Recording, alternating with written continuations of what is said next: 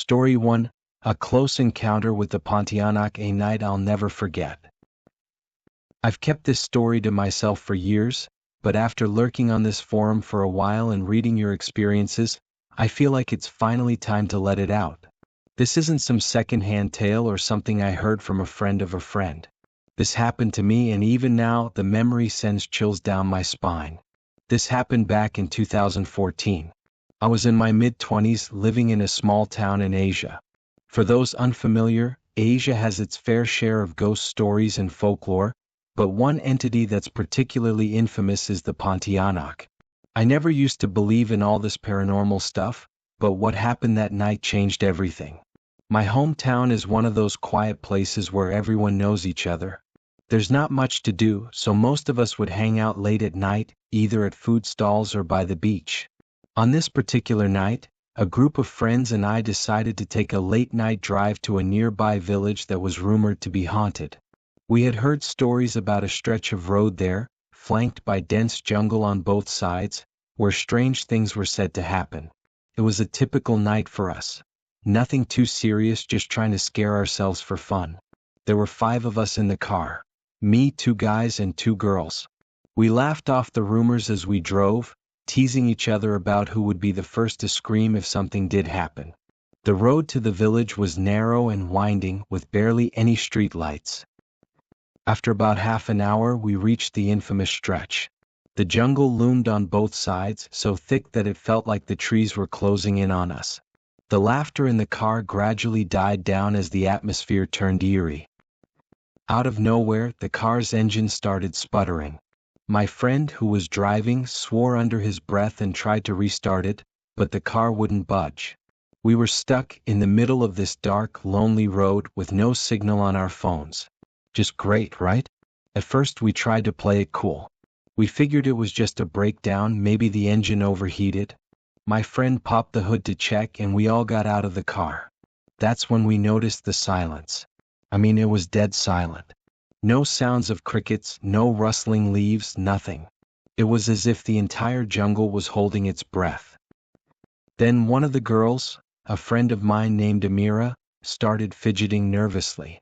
She had this strange look on her face, like she was listening to something we couldn't hear. She grabbed my arm and whispered, "Do you hear that?"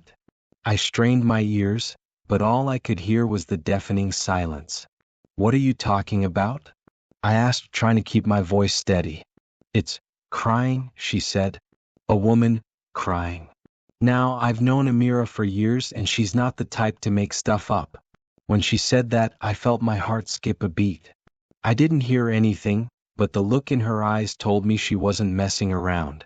One of the other guys, Razif, laughed nervously and said, "You're just scaring yourself, Ami. There's nothing." And then we all heard it. Faint at first, but unmistakable. A soft, high-pitched wail like someone crying in pain. It was coming from the jungle just beyond the trees. Every hair on my body stood on end. The crying grew louder, more intense, and it seemed to be getting closer. My friend who was checking the car slammed the hood shut and muttered something under his breath. "Get back in the car. Now." We didn't need to be told twice. We scrambled back inside, locking the doors.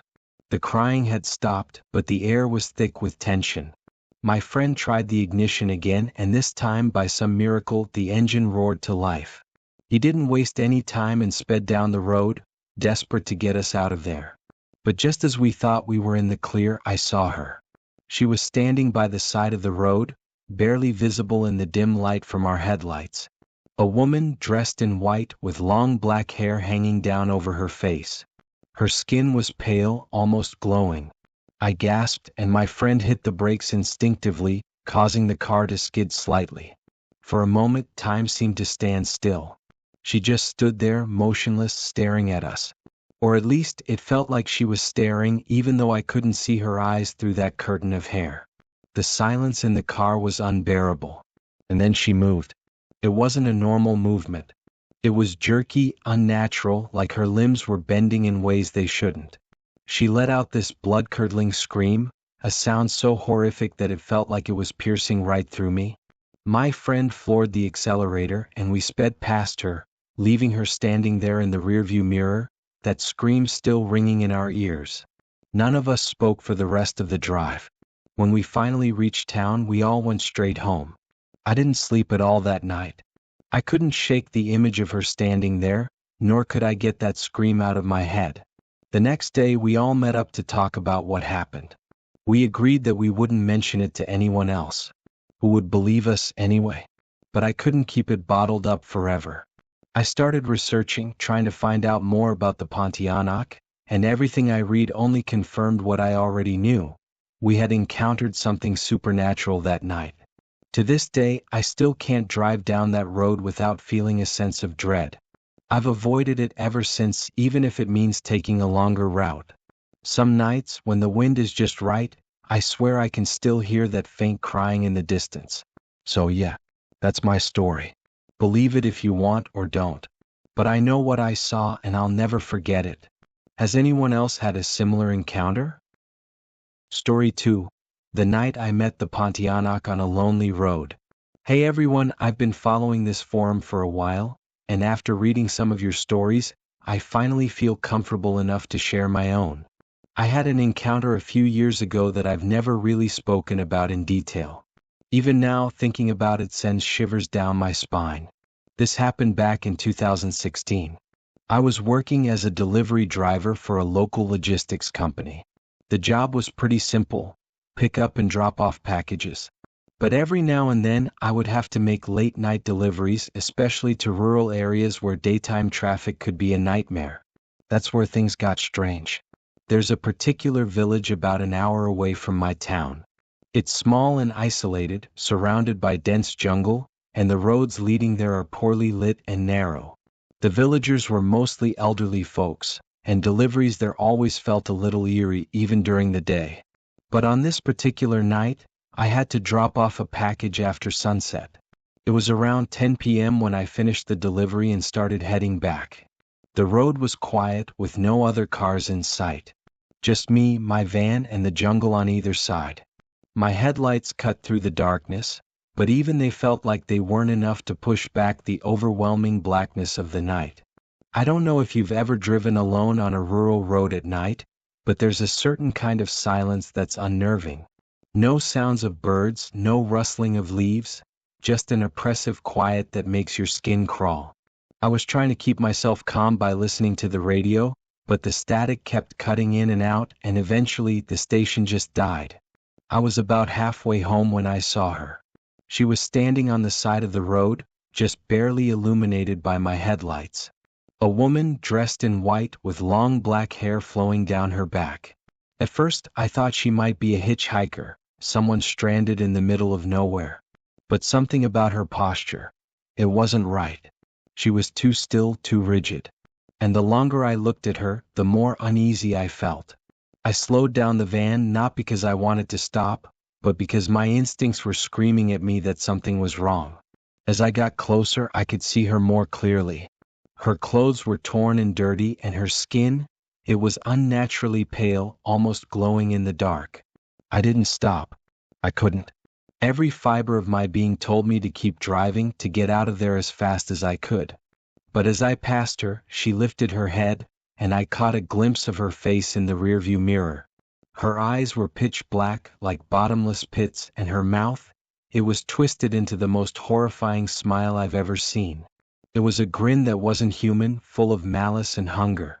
I swear, in that moment, it felt like she was looking right through me, as if she knew every dark secret I had ever kept.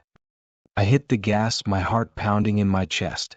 But the terror didn't stop there. A few minutes later, as I was speeding down the road, I heard it. A soft, high-pitched giggle coming from somewhere behind me. I looked in the rearview mirror again and my blood ran cold. She was there, in the back seat of the van, her twisted smile even wider, her eyes locked on mine. I don't know how I managed to keep the van on the road. My hands were shaking so badly that I could barely grip the steering wheel. All I could do was focus on driving, on getting away from her. The giggling grew louder, more manic, filling the van with an unnatural echo. And then, as suddenly as it had started, it stopped. I glanced in the mirror again and she was gone. The van was empty. The jungle was quiet. but the fear remained like a weight pressing down on my chest. I drove the rest of the way home without stopping, barely able to breathe, let alone think. When I finally got home, I parked the van and just sat there for a while, trying to process what had happened. My hands were still trembling and my mind was racing. I knew what I had seen wasn't normal, wasn't something that could be explained away as a trick of the light or a hallucination. I had encountered something real, something evil. I couldn't sleep that night. Every time I closed my eyes, I saw her face, that twisted smile, those black eyes. I didn't tell anyone about it, not even my family. I didn't want them to think I was crazy. But I avoided that road for months, and I started refusing any late-night deliveries to rural areas. I couldn't risk encountering her again. It wasn't until I started researching that I realized what I had seen. The descriptions matched exactly: the white dress, the long black hair, the haunting presence. It was a Pontianak, a vengeful spirit, born from a woman who died during childbirth, cursed to roam the earth and torment the living. I don't know why she appeared to me that night or what she wanted. But I know one thing for sure: I'll never forget that face, and I'll never drive down that road alone again. It still haunts me to this day, and I can't shake the feeling that she's still out there, waiting for the next unfortunate soul to cross her path. Story 3. A Night in the Oil Palm Plantation, My Encounter with the Pontianak. This happened a few years ago when I was working as a security guard at an oil palm plantation. I'll never forget that night, and even now it haunts me. This took place in 2010 in a remote part of Malaysia. I was working the night shift at a large oil palm plantation deep in the countryside. My job was to patrol the area, check the perimeter, and make sure no one was trespassing or stealing the harvested fruit. The plantation was huge, with long stretches of road cutting through the thick jungle, and at night, it was pitch black, with only the headlights of my motorcycle to guide me. I was used to working in isolated areas, and I had done plenty of night shifts before, but this particular night was different. There was something in the air, an unsettling feeling that I couldn't shake. The plantation had its fair share of ghost stories, but I never paid them much attention. I had always figured they were just that, stories. But that night I started to believe. It was around 1 a.m. and I was doing my usual rounds. The plantation was quiet, with nothing but the rustling of palm leaves in the breeze. I had just finished checking the storage area when I noticed something strange: a strong smell of frangipani flowers, sweet and sickly. For those who don't know, the scent of frangipani is often associated with the Pontianak, and the moment I smelled it, my blood ran cold. I tried to brush it off as my imagination. Maybe there was a frangipani tree nearby that I hadn't noticed before. But as I continued my patrol, the smell grew stronger and I couldn't ignore it anymore. It felt like it was following me, clinging to the air around me no matter where I went. Then I heard it. A soft, eerie laughter, faint but unmistakable. It was coming from somewhere deep in the plantation, between the rows of tall palm trees. My heart started racing. I killed the engine of my bike and listened, hoping that I had imagined it, but the laughter persisted, growing louder and more distinct. I shone my flashlight into the darkness, scanning the rows of trees, but I couldn't see anything. The laughter stopped abruptly, and the silence that followed was even more terrifying. I felt like something was watching me, something hidden in the shadows just beyond the reach of my light. I knew the stories: how the Pontianak could lure you in with her laughter, how she would appear as a beautiful woman before revealing her true, monstrous form. I had always thought it was just folklore, a way to scare children, but in that moment, standing alone in the middle of the plantation, I wasn't so sure. I decided to get out of there. I wasn't about to stick around and find out if the stories were true. I revved up my bike and took off down the dirt road, heading back toward the guardhouse. The wind whipped past me, and for a moment, I thought I was in the clear. But then I saw her. She was standing on the side of the road just ahead of me. A woman dressed in white, with long black hair flowing down her back. Her head was slightly tilted, as if she was waiting for me. My heart nearly stopped. I had no choice but to keep driving toward her. There was no other route. As I got closer, I could see her more clearly. Her skin was pale, almost translucent, and there was something off about her posture, too rigid, too unnatural. I gripped the handlebars tightly, forcing myself to keep my eyes on the road, but I couldn't resist glancing at her as I passed. Her face was twisted into a hideous grin, her eyes dark and empty. She wasn't just looking at me, she was looking into me like she could see every fear, every weakness I had. And then, just as I passed her, she let out a scream. It was the most terrifying sound I've ever heard. It wasn't human, it was something primal, something filled with rage and despair. The scream echoed through the plantation, drowning out the roar of my engine. I felt a wave of cold wash over me, and for a moment I thought I was going to lose control of the bike. I sped up, not daring to look back. The scream continued, following me, reverberating through the trees. It felt like it was inside my head, tearing at my sanity.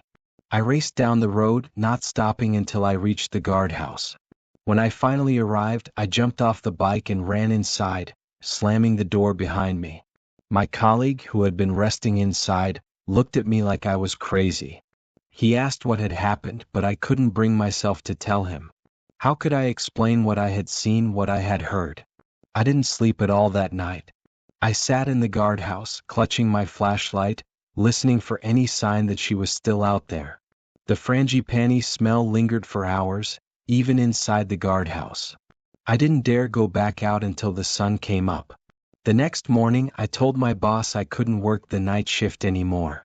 I didn't give him a reason, and he didn't ask for one. Maybe he had heard the stories too. Maybe he knew that some things were better left unspoken.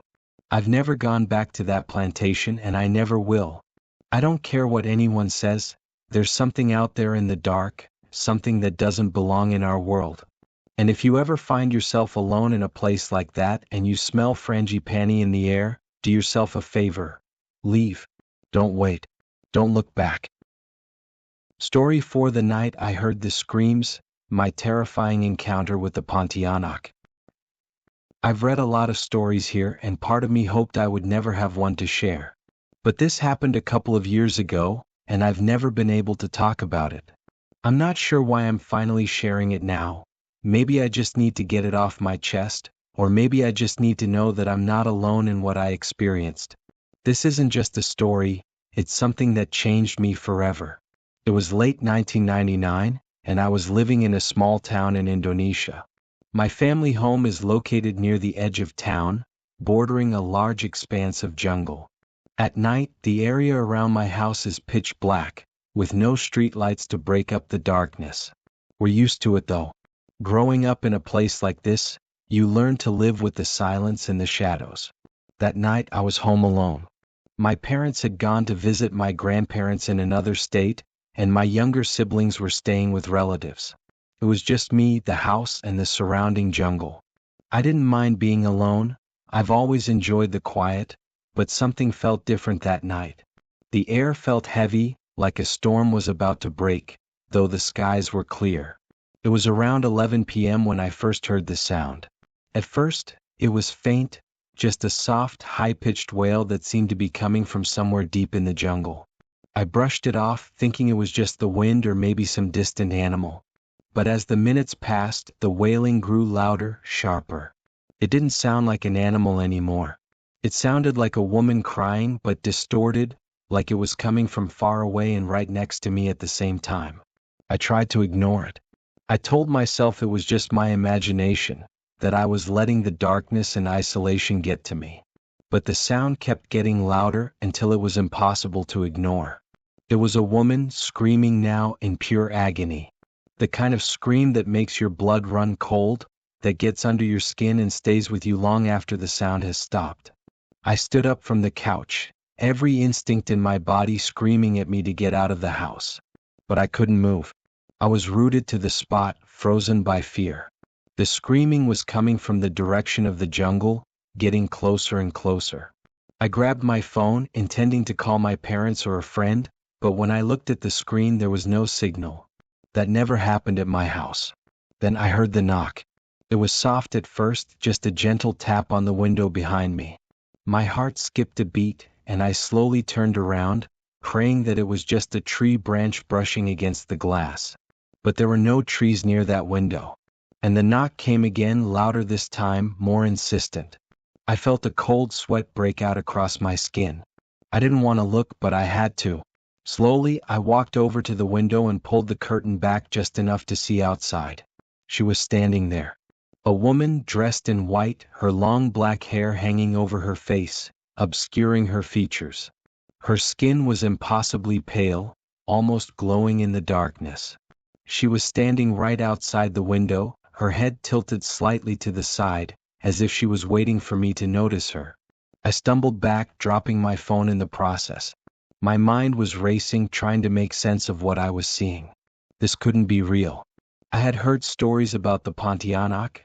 Everyone in Indonesia has heard them, but I never believed them. Not really. But there she was, standing right outside my window, her presence so real it felt like the air itself was pressing in on me. Then she moved. It wasn't a natural movement. It was sudden, jerky, like she had been yanked forward by some invisible force. She pressed her face against the glass, and I saw her eyes, empty, black voids that seemed to pull me in, trapping me in place. Her mouth twisted into a wide, unnatural grin, revealing sharp, blood-stained teeth. I wanted to scream, but no sound came out. I couldn't breathe, couldn't think. All I could do was stare at her as she stared back at me, her grin growing wider and wider. The knocking on the glass grew louder, more frantic, as if she was trying to break through. Suddenly, the lights in the house flickered and went out, plunging me into complete darkness. I could still hear the knocking, but now it was coming from all around me, on the walls, the doors, the windows. It was as if she was everywhere, surrounding the house, trying to get in. I don't know how long I stood there, paralyzed by fear, but eventually the knocking stopped. The silence that followed was even worse. I didn't dare move, didn't dare make a sound. I just stood there, holding my breath, waiting for something to happen. Then, slowly, the lights flickered back on. I turned back to the window, but she was gone. The jungle outside was still and silent, as if nothing had happened. But I knew better. I knew that something had been there, something that wasn't human. I didn't sleep at all that night. I sat in the living room with every light in the house turned on, clutching a kitchen knife, waiting for the sun to come up. When morning finally came, I packed a bag and left the house. I stayed with a friend for a few days until my family came back. I never told them what happened. How could I? I haven't been able to sleep in that house since. Every night, I hear that scream in my dreams, see those empty black eyes staring at me through the window. I've done everything I can to avoid being alone at night, but no matter where I go, I can still feel her presence lurking in the shadows. I don't know what she wanted that night, and I don't want to find out. But I do know one thing. The Pontianak is real, and if you ever hear that wailing in the distance, don't wait. Don't look. Just run. Story 5: The Pontianak in my bedroom, a nightmare made real. I've been trying to forget this night for years, but no matter what I do, it haunts me. I've never shared this story with anyone, not even my closest friends, because part of me didn't want to believe it actually happened. This happened in 2017, during a period when I was dealing with a lot of stress. I was living alone in a small apartment in Kuala Lumpur, working a demanding job that kept me up late most nights. My apartment was on the third floor of an old building, the kind that always seemed to creak and groan, especially at night. I had grown used to the sounds, chalking them up to the building settling or the wind blowing through the cracks in the windows. But that night, something different happened, something I'll never forget. It started with a dream. Or at least I thought it was a dream. In the dream, I was lying in bed, unable to move. My room was dark, lit only by the faint glow of the street lamp outside. I could hear the usual night sounds, distant traffic, the hum of my fan, but something was off. There was a presence in the room, something that felt wrong, like a weight pressing down on my chest. I couldn't see it, but I could feel it, standing in the corner of my bedroom, just out of sight. Then the smell hit me. A strong, overpowering scent of frangipani flowers, so thick it made me gag. The smell seemed to seep into every corner of the room, clinging to the air, suffocating me. I tried to move, tried to get up, but my body wouldn't respond. I was trapped, paralyzed by some invisible force. That's when I heard it. A soft, high-pitched giggle like the laughter of a little girl. It echoed in the room, bouncing off the walls, growing louder with each passing second. I forced myself to look toward the corner of the room, where the presence seemed to be coming from. That's when I saw her. She was crouched in the corner, her long black hair hanging over her face, obscuring her features. She was wearing a tattered white dress, dirty and stained, as if she had been buried in it. Her skin was deathly pale, almost translucent, glowing in the darkness of the room. And she was smiling in a way that made my blood run cold. Her head snapped up suddenly and I saw her eyes. They were black, completely black, like endless voids staring straight into my soul. Her smile widened, revealing sharp, jagged teeth, stained with something dark.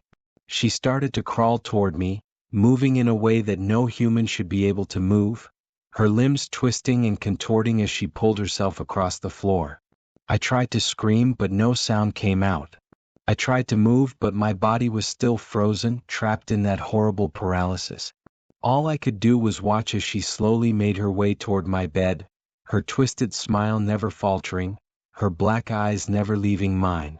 The room grew colder, the air around me heavy and suffocating. The smell of frangipani was overpowering now, burning my nose and throat. She was close enough that I could hear her breathing, shallow and ragged, like she was savoring the fear that radiated from me. And then she was on the bed. She crawled up the foot of the bed, her nails scraping against the sheets, that horrible giggle still echoing in the room.